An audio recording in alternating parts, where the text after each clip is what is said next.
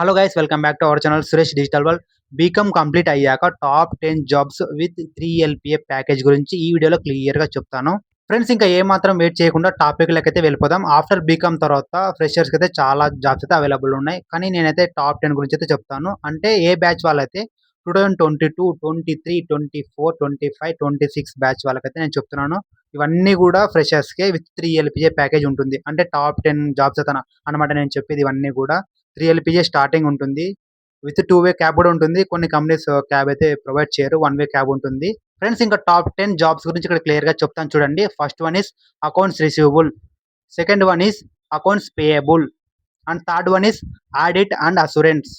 Fourth one is talks consultant. Fifth one is accounts executive. Sixth one is finance executive. And seventh one is billing executive. And eighth one is junior accountant. And ninth one is book keeper. And last one is order to cash. Friends, ఇంకా top 10 jobs గురించి ఇక్కడ క్లియర్‌గా చెప్పాను. ఎందుకంటే నేను వీటిలో చాలా already attend అయ్యాను. మీకు ఆల్రెడీ చూపించాను. డెలైట్‌లోనే నాకు 3 ఆప్షన్స్ వచ్చింది. ఒకటి టాక్స్ కన్సల్టెంట్, ఒకటి అకౌంట్స్ రిసీవబుల్, ఒకటి అకౌంట్స్ పేయబుల్. ఇవన్నీ కూడా ఆల్రెడీ చెప్పాను. ఇంకొకటి ఎందుకంటే ఇవన్నీ కూడా టాప్ 10 ఎందుకు చెప్తున్నానంటే నాకు ఇది చాలా తెలుసనమాట.